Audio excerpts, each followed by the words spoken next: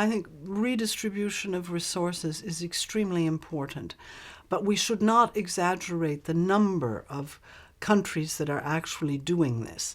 In Brazil, for example, there has been for the last 10, perhaps 15 years, a movement of the landless, which has lost a lot of people because they have been shot or otherwise murdered by large landholders, which is called the movement Simtiera, the movement of those without land, and they have gone and occupied on some of the biggest land holdings in Brazil, and then those owners send out thugs and gun people down. So this is still happening, but this movement is making progress. And it has now settled several 100,000 people on the land, and these people are now able to produce for themselves and their families. So the level of hunger is being reduced in Brazil, and this is, of course, a very good thing because it's one of the most unequal countries in the world where that you have huge land holdings and then people who have little or nothing. And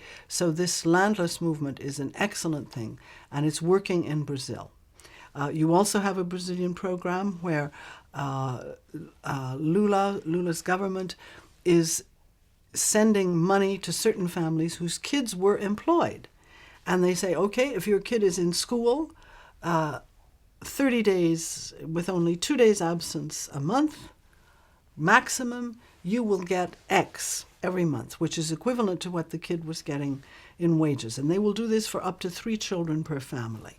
So child labor has been reduced. These things are quite simple to do, actually, but they're not being done everywhere. They are being done in governments which are progressive, which take an interest in the lower half of their population, which are like Venezuela, Brazil, perhaps now very soon Ecuador, certainly Bolivia.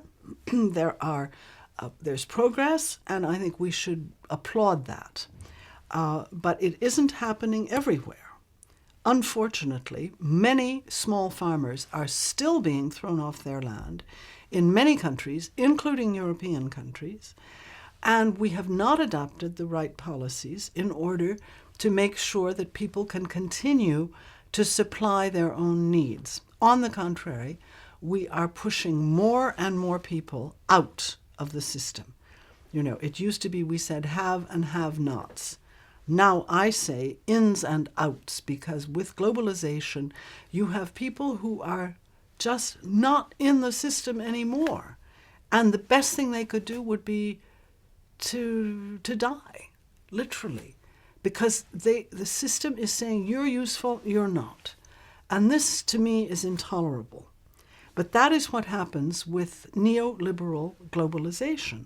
Some people are useful and some people are not. Whereas with a national government, when you had Henry Ford's policies, for instance, well, it was important that those who had the capital, those who created the companies, had to say, yes, we need a mass consumer base, and the government said, and those who cannot participate in this, we need to have welfare programs for them. We need to have education programs.